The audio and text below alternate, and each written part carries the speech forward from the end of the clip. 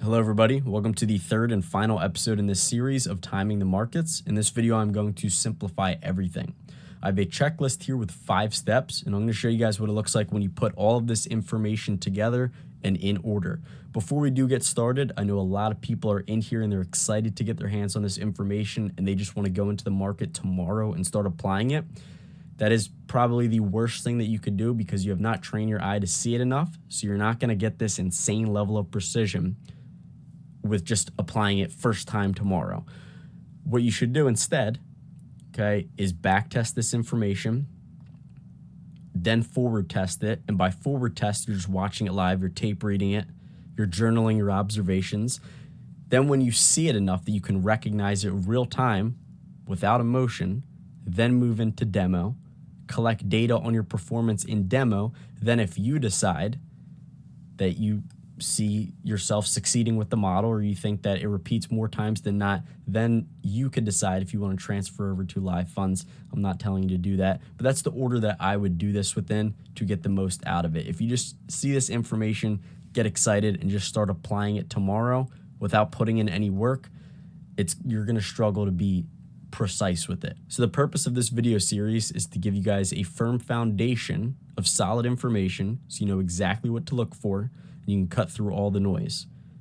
Okay, but it's up to you to put in the work, back test it, forward test it, collect data on it, and refine it for yourself. Okay, so that being said, let's dive into this. I'm going to show you guys what it looks like when you put all of this information together. I'm also going to add another gem in here, which we will talk about in a minute on higher time frame bias, because a lot of people have questions. What about once it hits the higher time frame bias, where can it go to? So we'll talk about that. The first step on the checklist, higher time frame bias, which is what we just talked about. So in this example here, price takes out buy side liquidity at all-time highs. So this was a nice little turtle soup up here. Price took out the buy side liquidity, displaced back down. This is utilizing the logic that we just talked about, where it takes buy side liquidity out. It creates a change in the state delivery here. So price closes beneath this up close candle. This is a change in the state delivery taught by ICT in the 2022 mentorship. And we have the cluster of lows below. So this is our higher time frame bias in here. So price is likely to target the sell side liquidity. Okay, so this is the higher time frame bias because buy side was ran, smart money's in.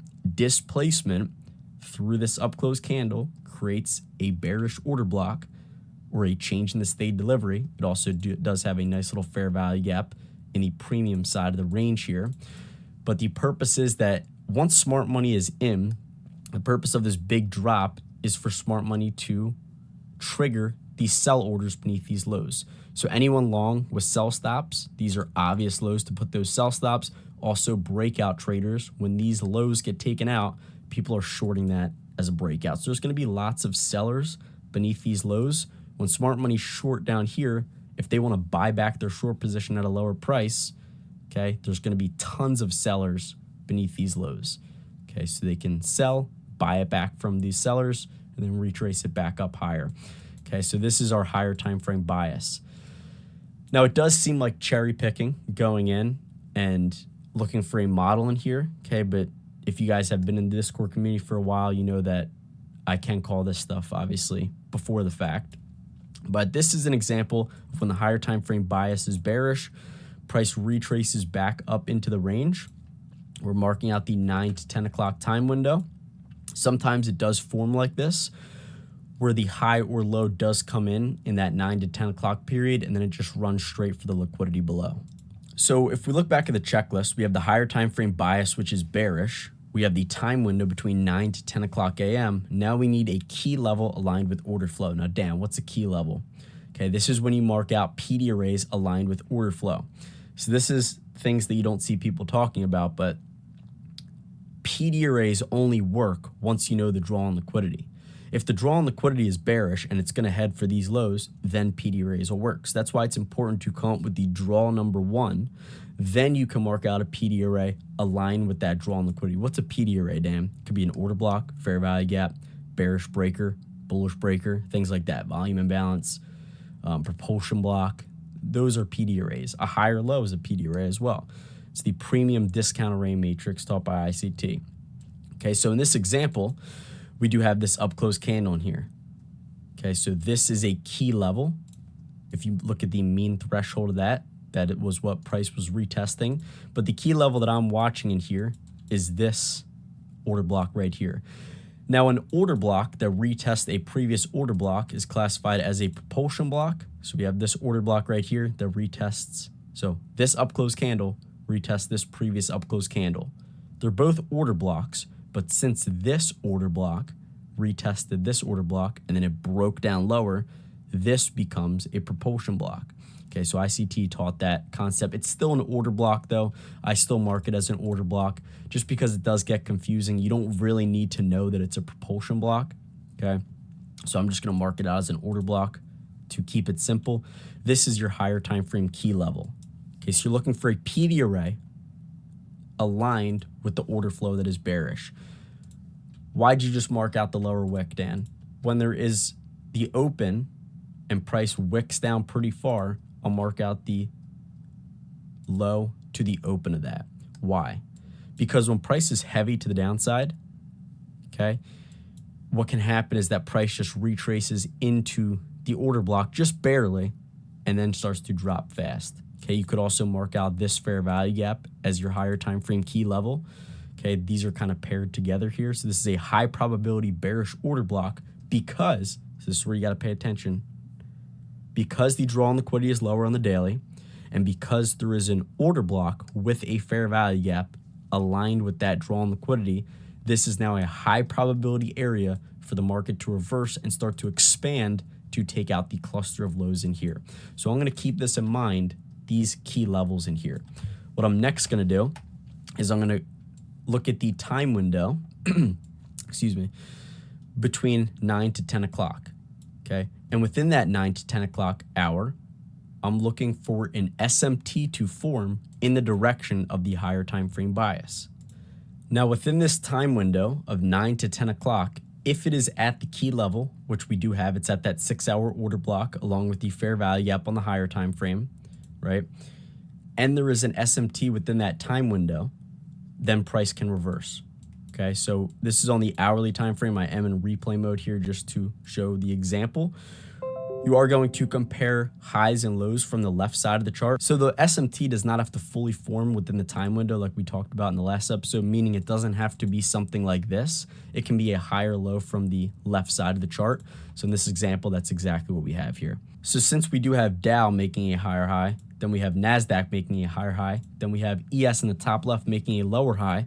This is a cracking correlation between correlated assets, and price can now reverse. So on the checklist, we do have the higher time frame bias, which was bearish.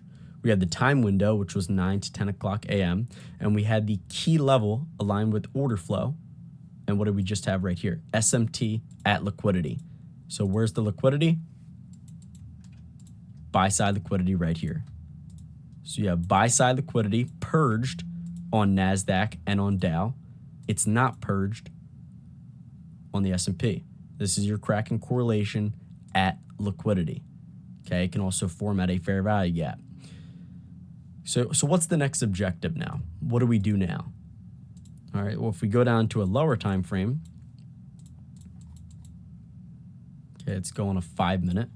Actually, we can even go down to a 3-minute. You'll notice that price takes out this old high. Let's go back to the hourly time frame. Okay, it's at that key level. So this order block is the 6-hour key level here. Okay, on the 3-minute time frame, what are we expecting there to form? We're expecting price to run buy side liquidity. You could take a turtle soup above here, meaning you're shorting. As soon as price goes above this high, you're shorting. And where can we target? We could target the other side of the range, which is the sell side liquidity here. We have the sell side liquidity here. And then you have all of these cluster of lows right here. In this example, since my bias is for price to go all the way down to these daily levels, right? Remember, this is the sell side liquidity on the daily time frame. Since I'm anticipating that, I know it does seem a little crazy, but you could short above this high.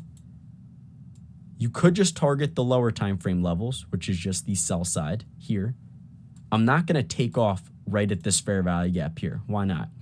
Because the higher time frame bias is lower. So it's likely to at least move from buy side liquidity to sell side liquidity.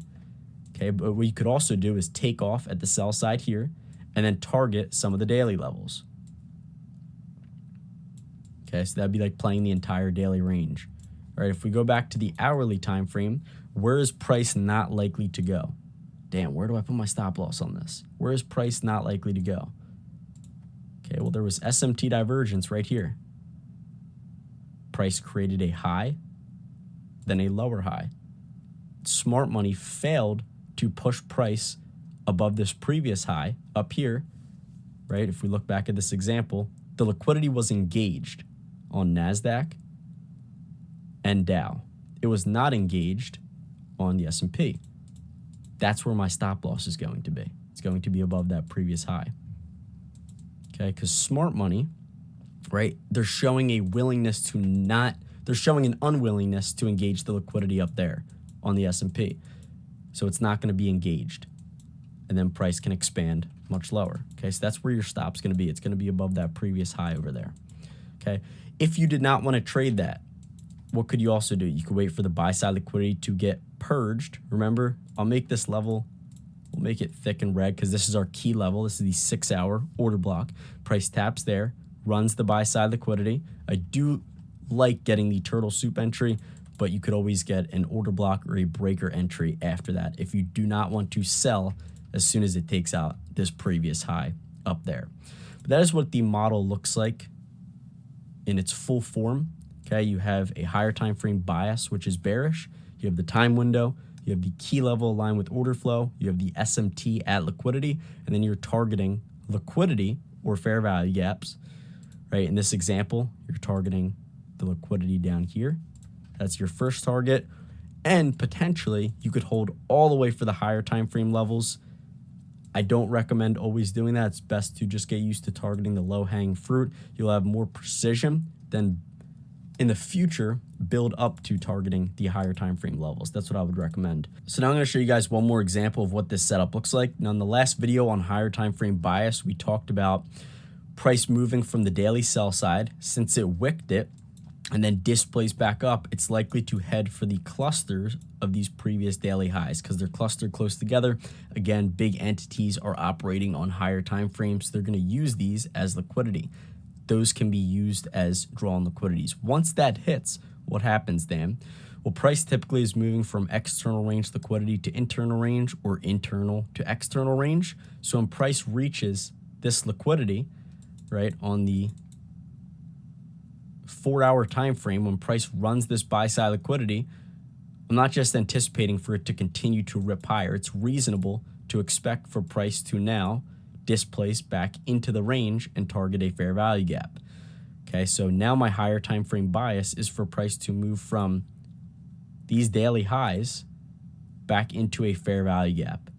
Okay, so if we do zoom in on that, this can now be my higher time frame bias. It is a little bit weird, but even if the higher time frame bias is bullish, which I don't have a bias from here at this point, right? Even if the higher time frame bias is for us to continue higher here, okay, when this major target is accomplished, it's reasonable to expect some sort of retrace into a fair value gap. So that could be used as your higher time frame bias. From there, right, we can mark out the 9 to 10 o'clock window. And then once we have that 9 to 10 o'clock marked out, we could take a look at the checklist. Okay, so we have the higher time frame bias is likely this 4-hour fair value gap. We marked out the time. Now where is a key level? Okay, we can mark out a PD array because now PD arrays can work. Why? Because the drawn liquidity is bearish. The PD array in this example is the order block and the fair value gap. So once price retests this order block and fair value gap, from there, what we can look for is an SMT. So we have the higher time frame bias bearish. Time 9 to 10 o'clock. Key level, order block and fair value gap. SMT now. So when price retests up here, you'll notice that we have these relative equal highs in here. All right. This leaves relative equal highs. What can leave relative equal highs? SMT divergence. Okay, so that's a big misconception in the ICT community. People think every set of relative equal highs need to get taken out. SMT stops relative equal highs from getting taken out at least for the time being. So when price creates these relative equal highs and there is SMT here, and then it displaced back down, okay, this high and these highs will not get engaged again, and price will target the liquidity. Okay, so once it starts to wick here, right, NQ is all the way up here. So where can we target now from this SMT? It could target the opposite side of the range. Again, this is within the time window here. So it could target these levels of sell side, or you could also hold for the 4-hour imbalance right there. So those are two potential ways to exit once you're in up here. On a lower time frame, if you don't feel comfortable entering right away, what can you wait for? You could wait for a breaker to form. You could wait for an order block with a fair value gap to form. Okay, you could enter off of these, which are a later entry. Okay, so within the 9 to 10 o'clock, it does look a little bit cluttered right now, so we're going to remove some stuff. But we have the 9 to 10 o'clock window. We have the bias being bearish. We have the higher time frame key level, SMT at the higher time frame key level. And then we have an order block here that forms. Could enter based on that and then target the resting liquidity below, or the higher time frame bias, which is the 4-hour fair value gap. So that's going to be it for this video, and that is going to end this video series on timing the markets. I hope you guys found it insightful. If you did enjoy this, I would appreciate it if any of you guys could leave a review on WAP, which is the platform that you guys did sign up to join this Discord on. I would greatly appreciate that. I'll see you guys next time.